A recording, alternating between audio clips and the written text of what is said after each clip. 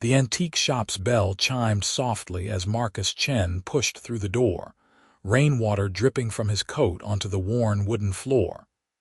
He had passed this place 1,000 times in the past 5 years, always meaning to stop in, always too busy building his real estate empire to actually do it.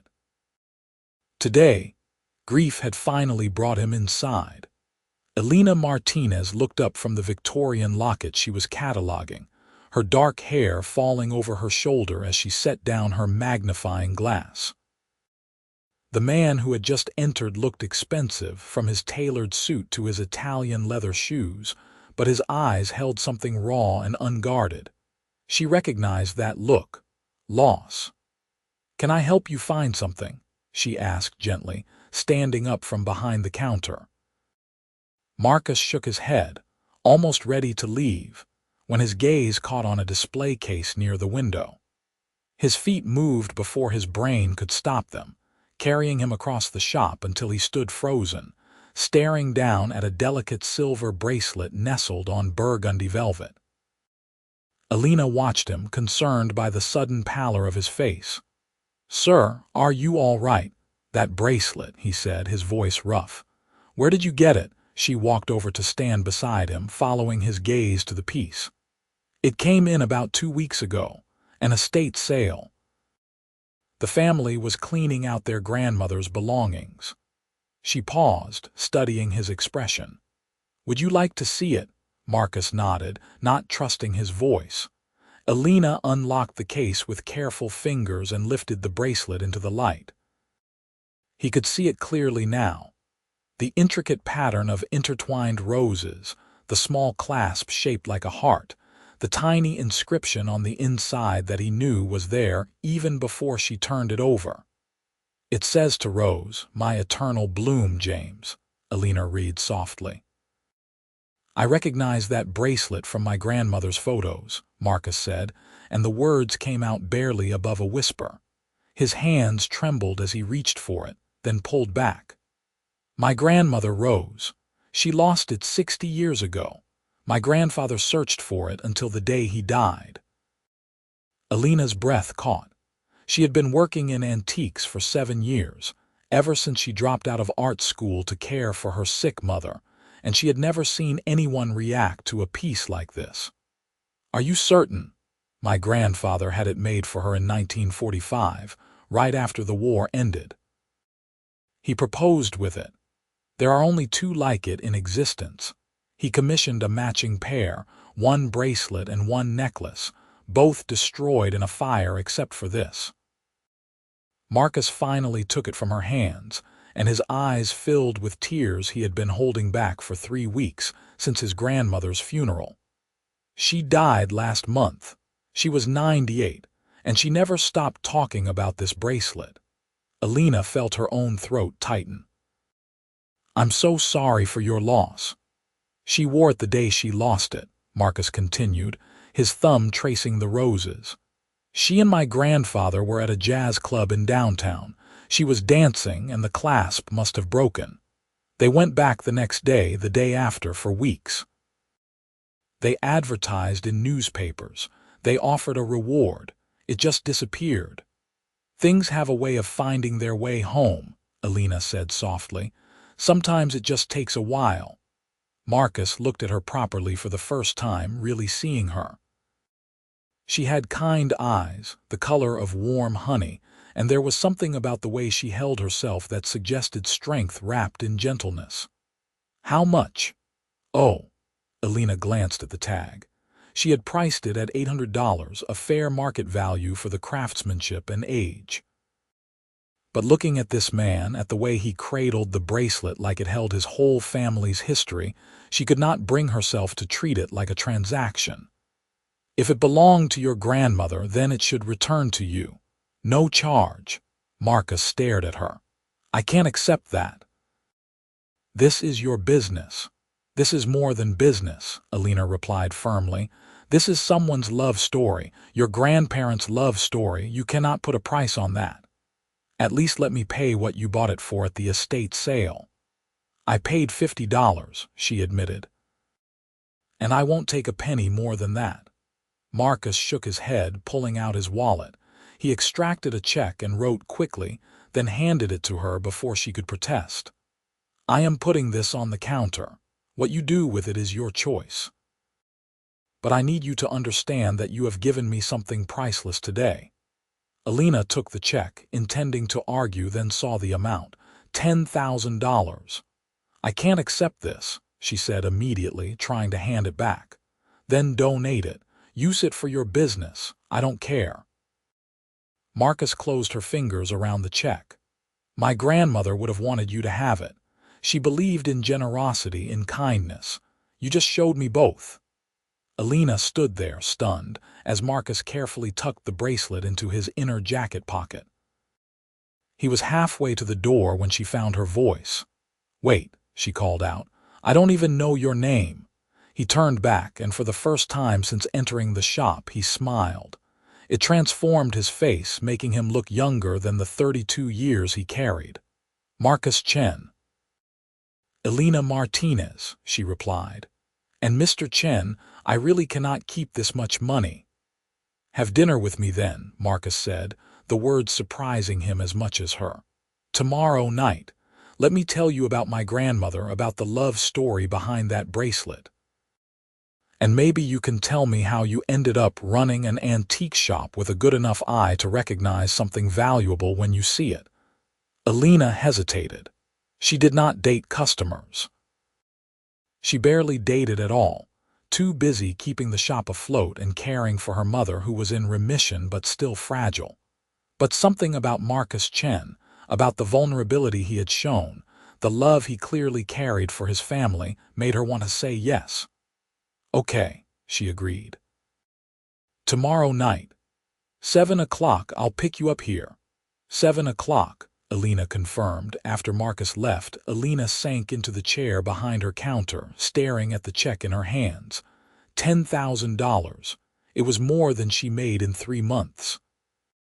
It could fix the leak in the roof, replace the broken heating system, stock her inventory with pieces she had only dreamed of affording. But more than that, it represented something else. A man who valued the intangible, who understood that some things mattered more than money. She thought about his face when he saw the bracelet, the way his carefully controlled exterior had cracked to reveal genuine emotion. Elena had been surrounded by beautiful objects for years, but she had never seen anyone look at something the way Marcus had looked at that bracelet.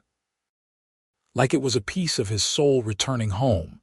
That night, she told her mother about it over dinner in their small apartment above the shop.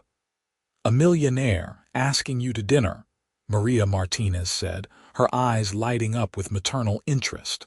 "Tell me everything." "I don't know if he is a millionaire," Elena protested, though the check suggested otherwise. "He just seemed like a man who missed his grandmother." "A man who writes $10,000 checks is not just anything, Mija." Her mother reached across the table to squeeze her hand. But more importantly, did he seem kind? Elena thought about it, about the gentleness with which Marcus had held the bracelet, the tears he had not been ashamed to show. Yes, he seemed kind. "Then go. Have dinner, let yourself live a little." Maria's expression grew serious. "I know you have been taking care of me, putting your own life on hold, but I am better now. I want to see you happy, Elena. I want to see you fall in love." "It's just dinner, Mom." "All great love stories start somewhere," Maria said with a knowing smile. Elena tried not to think too much about it as she got ready the next evening, tried not to second-guess her choice of a simple navy dress and the pearl earrings her grandmother had given her. She told herself it was just dinner, just a conversation between two people who had shared a meaningful moment. Nothing more. But when Marcus arrived at 7 o'clock exactly, looking devastating in a charcoal suit with an open collar, Elena felt her heart skip in a way it had not in years. "You look beautiful," Marcus said, and the sincerity in his voice made her believe it. "Thank you. You look very handsome yourself." He took her to a small Italian restaurant tucked away in a neighborhood she had never explored, the kind of place with checkered tablecloths and candles in wine bottles, where the owner greeted Marcus by name and led them to a quiet corner table. "I hope this is all right," Marcus said as they settled in.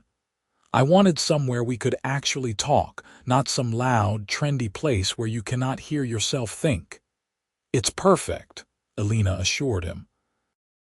Over bread and olive oil, then pasta that melted on her tongue, Marcus told her about his grandmother. Rose Chen had been born Rose Murphy in 1927, an Irish girl from Boston who fell in love with a Chinese-American soldier named James Chen, when the world told them their love was impossible. They had married anyway, defying families and laws and convention, and they had built a life together that lasted 73 years. "My grandfather died when I was 16, Marcus said, twirling his wine glass. "He always told me that the secret to a good life was finding someone who made you want to be better than you are. He said my grandmother did that for him every single day." "That's beautiful," Elena murmured. "They were not perfect. They fought, they struggled, especially in the early years when money was tight and prejudice was worse. But they never stopped choosing each other." Marcus looked at her across the table. That bracelet represented everything they built together. "When she lost it, my grandfather said it broke something in her. Not because of its monetary value, but because it was a symbol of a time when they were young and everything was possible. And now it's home," Elena said softly, "because of you." Marcus reached across the table, not quite touching her hand but close enough that she could feel the warmth of him. "You could have sold it for market value. You could have haggled when I offered to pay. But you didn't." "Why?" Elena considered the question. "My father died when I was 12, she said finally. "Cancer. Before he got sick, he owned a jewelry store. Not fancy, just a small place in our neighborhood. But he loved it because he said he got to be part of people's love stories. Engagements, anniversaries, apologies, celebrations.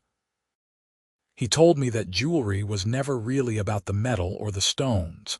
It was about the meaning people gave it. Your father sounds like he was a wise man.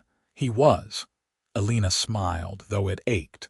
"When he died, we had to sell the store to pay for his medical bills. My mother got sick a few years later. Different cancer, better outcome, thank God. But I had to drop out of school to take care of her. I used what little money we had left to open the antique shop. I thought maybe I could honor my father's memory by doing something similar, by caring for objects that held meaning." "You are doing more than that," Marcus said. "You are reuniting people with their histories."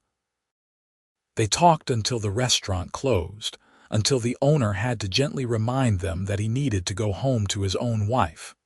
Marcus paid the bill despite Elena's protests, and they walked out into the cool night air. "Can I be honest with you?" Marcus asked as they stood on the sidewalk, the city lights casting shadows across his face. "Please." "I have not felt this comfortable with anyone in a very long time," he admitted. "Most people, when they find out what I do, what I have, they change. They become someone else, someone performing. But you are just yourself." "What do you do?" Elena asked, realizing she did not actually know. "I own Chen Properties. We develop residential and commercial real estate across the state." He watched her face carefully. "Does that change anything?" Elena knew the name. Chen Properties was everywhere, building the new skyline, transforming neighborhoods. Marcus Chen was not just wealthy, he was very, very wealthy. "Should it?" she asked. "Most people think so." "I'm not most people." Elena met his gaze steadily. "You cried over your grandmother's bracelet. That tells me more about who you are than any business card could." Marcus stepped closer, and Elena's breath caught. "I would like to see you again. Not because of guilt over the check or gratitude for the bracelet, but because I have not been able to stop thinking about you since yesterday." "I have not been able to stop thinking about you either," Elena admitted. "Tomorrow night. I close the shop at 6. "I'll pick you up at 6:30, Marcus said. He reached for her hand, raised it to his lips in a gesture that should have felt old-fashioned but instead felt perfect. "Thank you for tonight, Elena." She watched him walk to a sleek black car parked down the street, watched him drive away, and touched her fingers to where his lips had been. She was in trouble, she realized, the kind of trouble her heart might not recover from. The next few weeks passed in a blur of dinners and walks and long conversations that stretched into the early morning hours. Marcus showed her parts of the city she had never seen, took her to the top of buildings he owned so they could watch the sunset together. Elena brought him to her favorite coffee shop, taught him to appreciate the small antique markets where real treasures hid among junk, introduced him to her mother, who immediately adored him. "He looks at you like you hung the moon," Maria whispered to Elena one Sunday afternoon while Marcus helped with the dishes. "It's too fast," Elena whispered back, but she could not stop smiling. "Love does not operate on a schedule, Mija, but it was fast, too fast." Elena kept waiting for the other shoe to drop, for Marcus to reveal some fatal flaw or lose interest when the newness wore off. Instead, he seemed to fall harder with each passing day. He brought her coffee every morning before her shop opened, always remembering exactly how she liked it. He listened when she talked about her dreams of expanding the business, of maybe going back to school someday to finish her art degree. He held her hand like it was precious, kissed her like she was air and he was drowning. "I need to tell you something," Marcus said one evening as they sat on a bench overlooking the river, 6 weeks after they first met. Elena's stomach dropped. Here it was. The flaw, the complication, the reason this could not last. "I have never felt like this before," Marcus continued. "I have dated, I have had relationships, but nothing that felt real, nothing that felt like it mattered, until you." He turned to face her, his dark eyes intense. "I am falling in love with you, Elena. Actually, I think I am already there. I think I have been there since you handed me that bracelet and refused to take more than $50 for it." Relief and joy flooded through her in equal measure. "I am in love with you too," she said, the words tumbling out. "I tried not to be. I told myself it was too soon, too fast, too improbable, but I am." Marcus kissed her then, deep and slow and full of promise, and Elena felt something in her chest unlock. This was real. This was happening. "Move in with me," Marcus said against her lips. Elena pulled back, startled. "What?" "I know it's fast. I know we have only been dating for a month and a half, but I wake up every morning wishing you were there. I go to sleep every night wishing you were beside me. I want to have breakfast with you and fight over the thermostat and learn all your annoying habits." "I snore," Elena warned him. "I hog the blankets. I am not a morning person. I wake up at 5 to work out." "That's disgusting," Elena said, but she was laughing. "Is that a yes?" Elena thought about her small apartment above the shop, about the way it had felt like a refuge and a prison all at once. She thought about waking up next to Marcus, about building a life instead of just surviving one. "Yes," she said, "but I need to make sure my mother is settled. She has been living with me and I cannot just leave her." "So bring her too," Marcus said immediately. "I have a 4-bedroom house. She can have her own space, her own bathroom, whatever she needs. You cannot be serious." "I am completely serious." Marcus cupped her face in his hands. "Elena, I am not asking you to choose between me and your family. I would never ask that. Your mother is part of you and I want all of you." Elena kissed him again, tasting salt and realizing she was crying. "How are you real? I could ask you the same thing." They told Maria the next day, and Elena watched her mother's face cycle through surprise, concern, and finally, understanding joy. You are sure about this, Mija? Maria asked, taking Elena's hands in hers. It's very fast. I am sure, Elena said. Mom, I love him. I know it's soon, but I love him. Maria looked at Marcus, who stood quietly in the doorway, giving them space but present. You will take care of my daughter with everything I have, Marcus promised. And you will not make her give up her shop, her independence, the things that make her who she is. Never. I want to support her dreams, not replace them. Maria smiled. Then you have my blessing. She turned back to Elena. But I am not moving in with you. You two are young and in love. You need your privacy. Mom, I mean it, Elena. I am healthy now. I have been wanting to get my own place anyway to give you back your life. This is perfect timing. She squeezed Elena's hands. Let me do this. Let me give you this. They compromised. Marcus bought a condo in a beautiful building 2 blocks from his house, close enough that Elena could visit every day, far enough that Maria could have her independence. He insisted on covering the purchase and furnishing it exactly to Maria's taste, refusing to discuss payment. You have given me your daughter, he said simply when Maria tried to protest. This is the least I can do. Elena moved into Marcus's house on a Saturday in late October, 3 months after she sold him his grandmother's bracelet. It was a beautiful home, modern but warm, with huge windows that let in floods of natural light and a garden that Elena immediately fell in love with. I know it's a lot bigger than what you are used to, Marcus said, watching nervously as she explored. It's perfect, Elena assured him. But Marcus, I need to keep working, I need to keep the shop. Of course, I would never ask you to give that up. And I want to contribute. Pay half the bills, half the mortgage. Marcus shook his head. The house is paid off.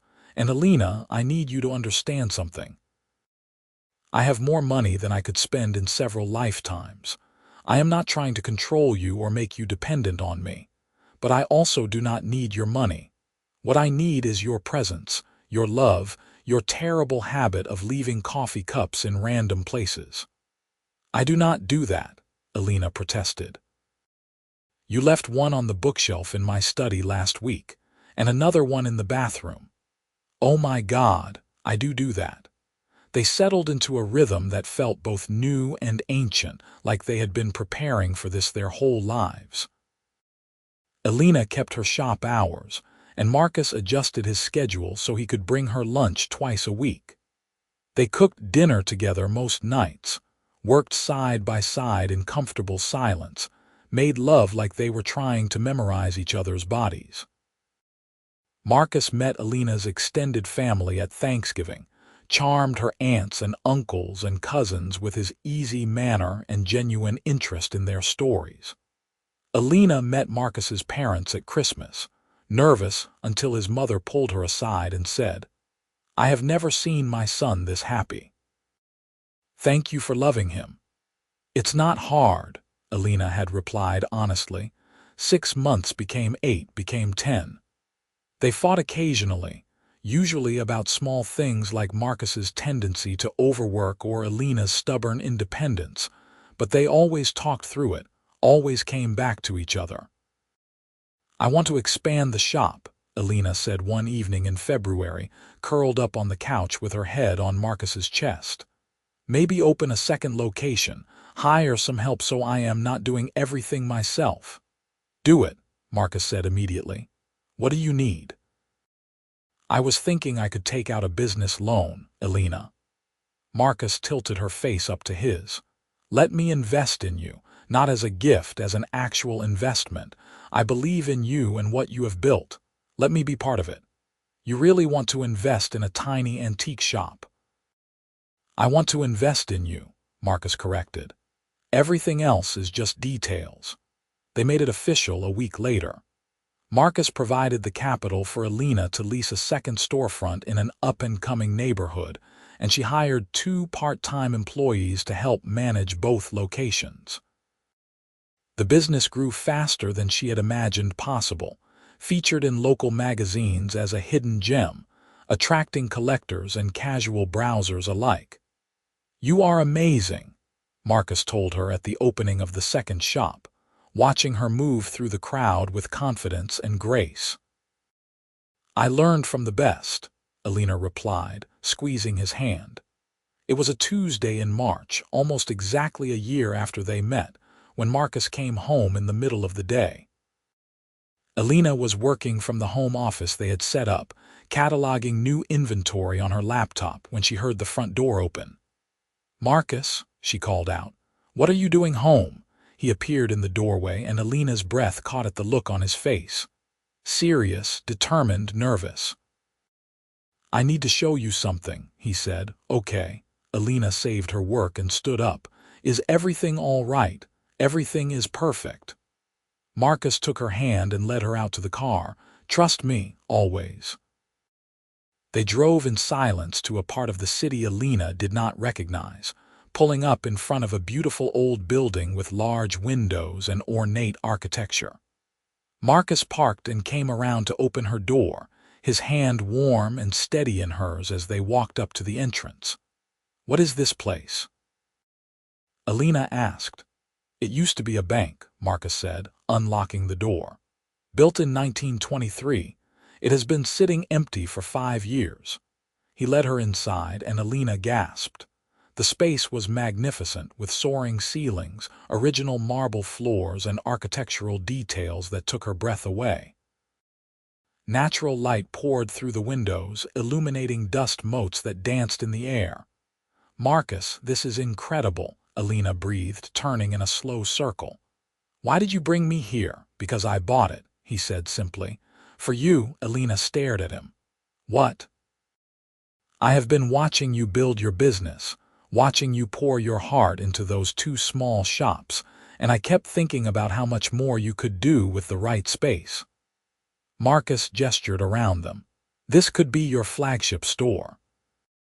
The main floor for retail, the basement for storage and restoration work, the upstairs for offices, or even a gallery space for the art you never finished studying." "Marcus, I cannot accept this. This building must have cost."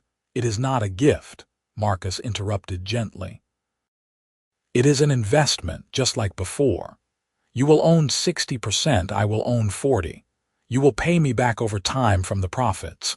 This is a business decision, Elena, one I believe in completely." Elena walked further into the space, her mind already seeing the possibilities. Display cases here, a seating area there, track lighting to highlight the best pieces. It was her dream, bigger and more beautiful than she had ever imagined. "Why?" she asked, turning back to him. "Why do you believe in me this much?"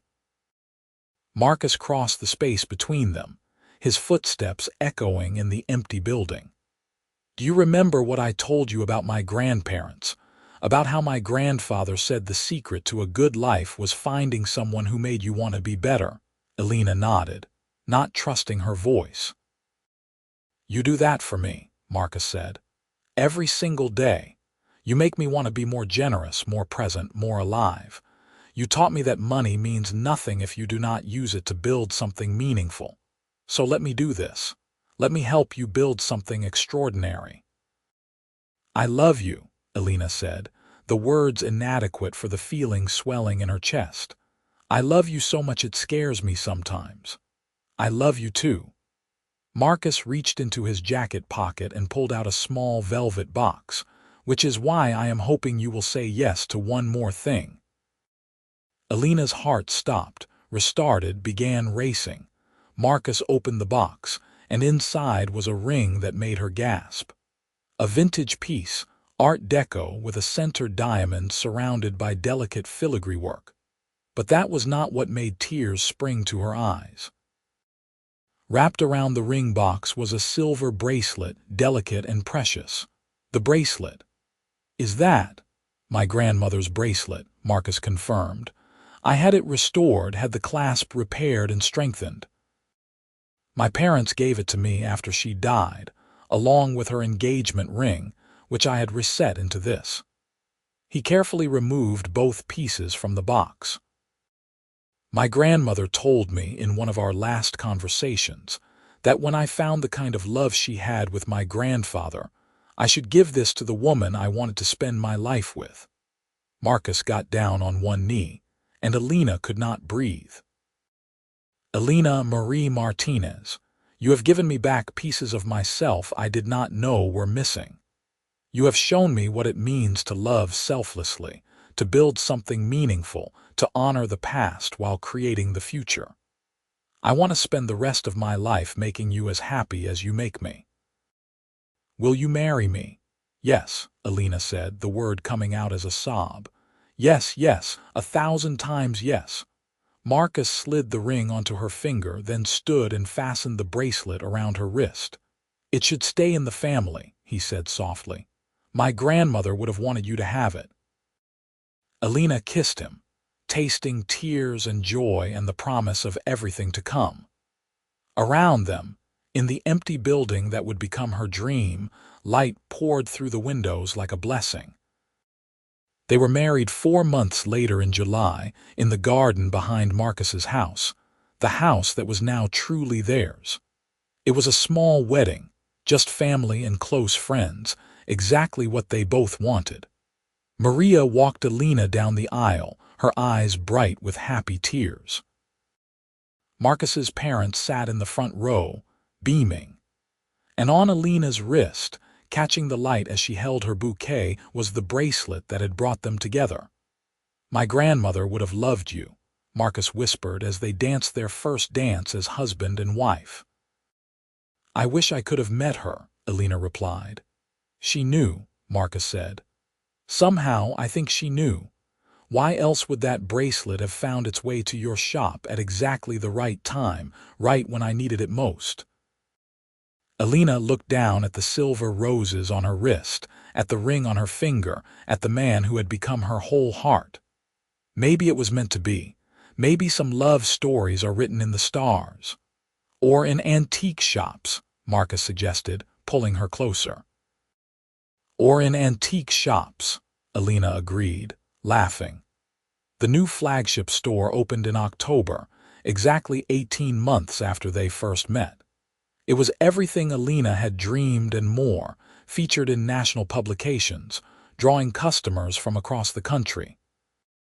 But her favorite part was not the success or the recognition. It was the small plaque Marcus had installed near the entrance, one she had not known about until the opening day. For Rose and James Chen, who taught us that true love is worth waiting for and worth holding on to forever. And for Elena, who taught me that the best treasures are the ones that find you when you need them most. Elena had cried when she saw it, standing there in her beautiful store with her husband's arms around her, feeling the weight of history and hope on her wrist. 5 years after they married, they had their first child, a daughter they named Rose Marie, after both their grandmothers. Marcus cried when he held her for the first time, this tiny perfect human they had created together. Elena watched him trace the baby's features with gentle fingers and fell in love with him all over again. She has your eyes, Marcus said in wonder, and your stubborn chin, Elena replied, exhausted and happy. They had 2 more children in the years that followed, a son named James and another daughter named Sophia. The house filled with noise and laughter, and the beautiful chaos of family life. Elena balanced motherhood with running her ever-expanding business, now 4 locations across the state. Marcus cut back on his hours, determined not to miss the important moments, to be the present father and husband he wanted to be. On their 10th anniversary, Marcus took Elena back to the Italian restaurant where they had their first date. It looked exactly the same, unchanged by time, and the owner still remembered them. The couple in love, he said, showing them to the same corner table. Still in love, I see. More than ever, Marcus confirmed. Over wine and pasta, they talked about everything they had built together. The businesses, the family, the life that felt both impossibly perfect and completely real. You ever regret it? Elena asked, playing with the bracelet on her wrist. She wore it every day, had never taken it off since Marcus put it on her when he proposed. Moving so fast, jumping in so completely, Marcus reached across the table and took her hand, his thumb brushing over her rings. "Not for a single second, do you?" "Never," Elena said, "though sometimes I still cannot believe it is real, that you are real." "I am very real." Marcus raised her hand to his lips, kissing her knuckles. "And I am very, very in love with my wife." "I am very in love with my husband too," Elena replied. They stayed until closing again, just like they had on their first date, talking and laughing and remembering. When they finally walked out into the night air, Marcus pulled Elena close. "Thank you," he said. "For what?" "For seeing me that first day. Not my money or my success, but me.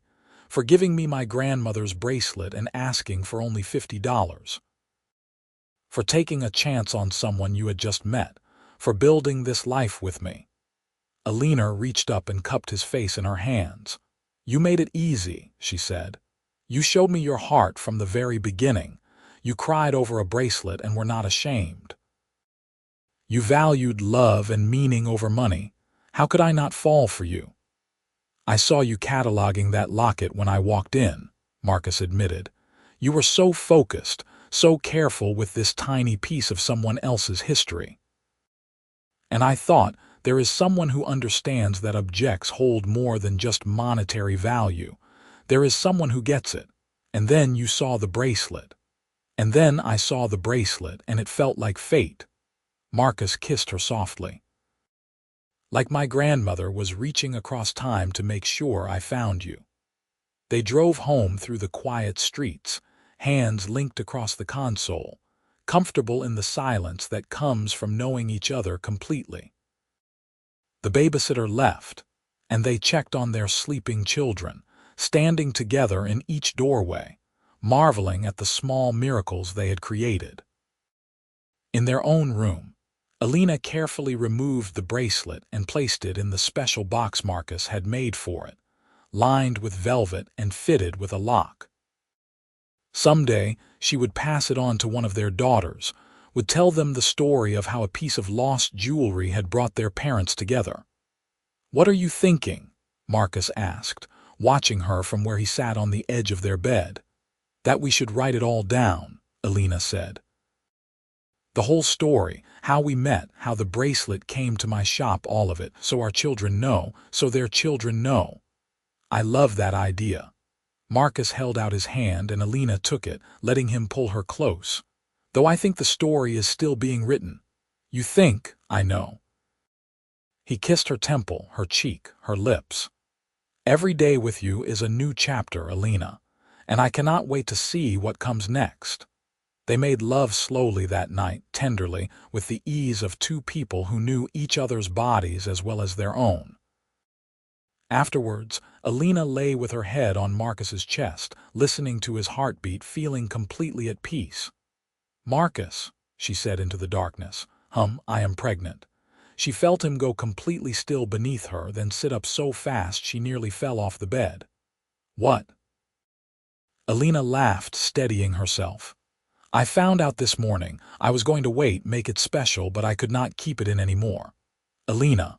Marcus's voice cracked and she could hear the tears in it. "Really, really. Number 4, due in April." Marcus pulled her into his arms, holding her so tightly she could barely breathe, and she felt his shoulders shake with emotion. "I love you," he said fiercely. "I love you so much." "I love you too," Elena whispered back. They told the children the next morning at breakfast, and the house erupted in excited chaos. Rose, now 9, immediately started planning what they would need. James, 7, wanted to know if it would be a boy or girl. Sophia, 5, just wanted to know if the baby would be able to play with her right away. "You will all have to be patient," Elena said, laughing at their enthusiasm. "The baby will not be here until spring." "But we can help, right?" Rose asked seriously. "We can help you and Daddy take care of them." "Absolutely," Marcus confirmed. We are all in this together. We are a team. The pregnancy was easier than the previous 3, and Elena took it as a good sign. She worked through most of it, finally hiring a general manager to oversee the day-to-day operations of all 4 stores so she could focus on the parts of the business she loved most: sourcing pieces, building relationships with estate sellers, and occasionally helping customers find exactly what they were looking for. One day in February, a young woman came into the flagship store with a desperate look Elena recognized immediately. She was holding a photograph, worn and creased from handling. "Can I help you?" Elena asked gently. "My grandmother had this necklace," the woman said, showing her the photo. "It was stolen 10 years ago. I have been searching for it ever since. I know it is a long shot, but I thought maybe." Elena studied the photograph, her heart sinking. She knew that necklace. She had sold it 3 years ago to a collector in California. "I am so sorry," she said. "I did have that piece, but it has been sold." The woman's face crumpled. "Oh, but give me your information," Elena said quickly. "I will contact the buyer. I cannot promise anything, but I will try." It took 2 months and considerable negotiation, but Elena managed to buy back the necklace and reunite it with the young woman. She did not make a profit on the transaction. In fact, she took a loss. But the look on the woman's face when Elena placed the necklace in her hands made it worth every penny. "How did you know this mattered so much?" the woman asked, tears streaming down her face. Elena touched the bracelet on her wrist. "Because someone did the same thing for me once. Because some things are more important than business." She told Marcus the story that night, and he pulled her close, his hand resting on her swollen belly. "This is why I love you," he said. "You make the world better just by being in it." Their daughter, Lily Grace, was born on a beautiful April morning, arriving quickly and with minimal fuss. She had dark hair like Marcus and Elena's smile, and her siblings fell in love with her instantly. "She is perfect," Rose whispered, gently touching the baby's tiny hand. "Just like all of you," Elena said, looking around at her family, at the life she had built with the man she loved. Marcus sat beside her on the hospital bed, one arm around her shoulders, the other supporting baby Lily. "4 kids," he said, sounding awed. "We have 4 kids. Are you panicking?" Elena asked, amused. "I am euphorically terrified," Marcus admitted.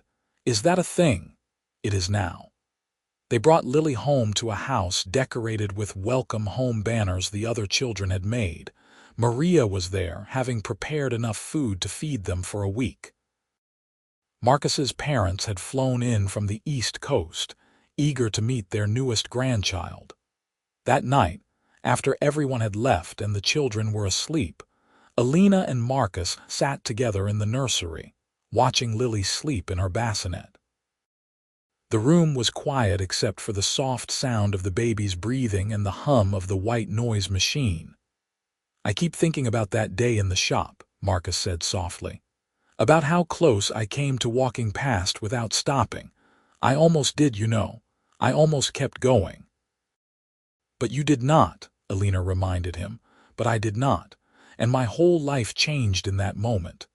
He looked at her, his eyes reflecting the soft glow of the nightlight.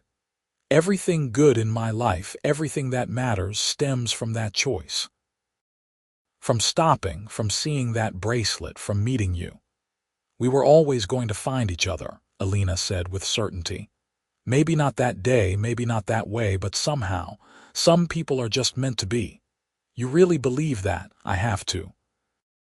Otherwise, the odds of everything falling into place exactly right are too astronomical to contemplate." She leaned her head on his shoulder. "Your grandmother losing that bracelet 60 years ago, it ending up in an estate sale at exactly the right time, me being the one to buy it, you walking in on that exact day. The universe was working very hard to bring us together, Marcus." "Then I guess I should thank the universe," Marcus said, kissing the top of her head. "We both should." They sat there in comfortable silence, watching their daughter sleep, until Elena's eyes grew heavy and Marcus carried her to bed. Even after 14 years together, he still sometimes lifted her like she weighed nothing, still treated her like something precious. The years continued to unfold in a pattern of beautiful chaos and profound joy. Rose grew into a thoughtful teenager with her father's business mind and her mother's eye for beauty. James became passionate about architecture, spending hours sketching buildings and asking Marcus endless questions about construction and design. Sophia discovered a love of music, filling the house with piano melodies. And Lily, the baby, proved to be fearless and funny, keeping everyone on their toes. Elena's business continued to thrive, and she eventually wrote a book about the art of antique collecting, about finding value in history and meaning in objects. It became a surprise bestseller, leading to speaking engagements and a small television show about reuniting people with lost heirlooms. Marcus scaled back his business further, promoting trusted executives to leadership positions so he could focus on his family and on philanthropic work. Together, he and Elena established a foundation that helped small business owners get started, that funded arts education in schools, that supported cancer research in honor of Elena's father and mother. They took family trips to Europe, showing their children the places where Marcus's grandparents had traveled on their honeymoon. They visited Ireland, where Rose Chen had been born, and China, where James Chen's family had originated. They taught their children about their heritage, about the courage it took for their great-grandparents to love each other in a world that tried to keep them apart. "They would be so proud," Elena said one evening as they walked through Dublin, the kids running ahead to see another historical site. "Your grandparents, to see what you have built, the family you have created." "We created," Marcus corrected. "None of this happens without you, Elena." On their 20th anniversary, Marcus took Elena back to her antique shop, the original one which she had kept even as the business expanded, unable to let go of where it all started. He had arranged for it to be closed for the day, and when they walked in, Elena gasped. The shop had been transformed. Candles lit every surface, flowers overflowed from vases, and in the center of it all, on the same burgundy velvet where she had first displayed it, was her grandmother Rose's bracelet. "Marcus," Elena breathed. "What is this?" "This is where it all began," Marcus said, taking her hands. 21 years ago, I walked through that door, broken and grieving, and you gave me back more than my grandmother's bracelet. You gave me hope. You gave me love. You gave me a reason to believe in magic again." Elena's eyes filled with tears.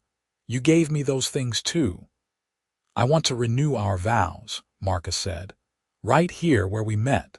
I want to stand in this place and promise you another 20 years and another 20 after that, for as long as we both shall live." "Yes," Elena said, laughing through her tears. "Yes, absolutely yes." They held the ceremony a month later with their children as witnesses and both their mothers standing beside them. It was small and intimate and perfect. Elena wore a simple white dress and the bracelet. Marcus wore a suit and a boutonniere made of roses in honor of his grandmother. "Elena Marie Chen," Marcus said, his voice steady despite the emotion in his eyes. 20 years ago, you saw me at my most vulnerable and chose kindness. You have chosen me every day since, through joy and struggle, through the ordinary and the extraordinary. I promise to spend the rest of my life being worthy of that choice. I promise to support your dreams, to share your burdens, to laugh at your jokes even when they are terrible, and to love you with everything I am." Elena smiled through her tears. "Marcus William Chen, 20 years ago, you walked into my shop and reminded me that some things matter more than money. You have shown me every day since what it means to be truly loved. I promise to spend the rest of my life cherishing you, challenging you, standing beside you, and reminding you that you do not need to be perfect to be everything I need. I promise to love you today, tomorrow, and for all the tomorrows we are given." They sealed the promises with a kiss, and their children cheered. Rose, now 18 and heading to college in the fall, wiped away tears. James, 16, tried to look stoic but failed. Sophia, 14, and Lily, 9, held hands and smiled. Afterward, they had a party in the garden where they had first married, with all their friends and extended family. Elena danced with her son, her daughters, her mother. Marcus did the same, spinning Sophia until she laughed, swaying with little Lily on his feet, having a serious conversation with James about his future. But at the end of the night, it was just the two of them, alone in their bedroom, the house quiet around them. 20 years, Elena marveled, sitting at her vanity and carefully removing the bracelet. It feels like yesterday and forever at the same time. Marcus came up behind her, helping her with the clasp. "Best 20 years of my life," he said. "Mine too." Elena turned to face him. "You know what I realized today?" "What?" "We never would have met if your grandmother had not lost this bracelet. Every good thing in our lives, our children, our love, all of it exists because of a moment of carelessness 60 years ago." She held up the bracelet, watching it catch the light. "Something she thought of as a tragedy became the greatest gift she could have given us. She would have liked knowing that," Marcus said softly, "that her loss became our beginning." "Do you think they are watching?" Elena asked. "Your grandparents?" "I think they are dancing," Marcus said, pulling her to her feet. "Probably showing off since they had a 73-year head start on us." Elena laughed and let him spin her around their room, the two of them moving in the easy rhythm of people who knew each other's steps by heart.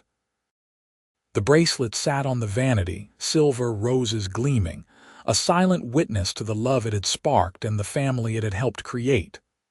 "I love you, Marcus Chen," Elena said as they slowed to a stop, foreheads touching. "I love you, Elena Chen," Marcus replied. "For all the years behind us and all the years ahead." "Forever, forever," he promised.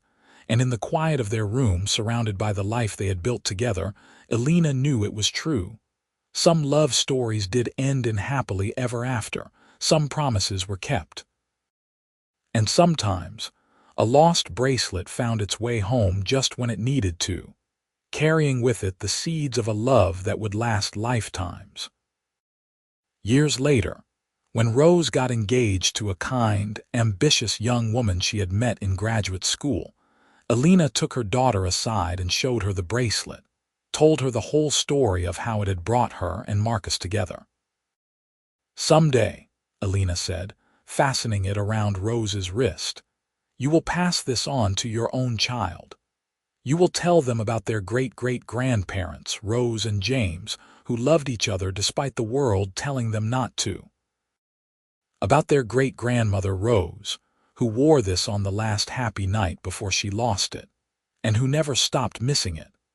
And about how it found its way back when it was needed most, and brought two people together who would build a family and a life and a love story worth remembering." Rose looked down at the bracelet, tears in her eyes. "It is beautiful, Mom." "It is history," Elena corrected gently. "And now you are part of that history. Your children will be part of it. This bracelet has seen love in all its forms across generations and circumstances.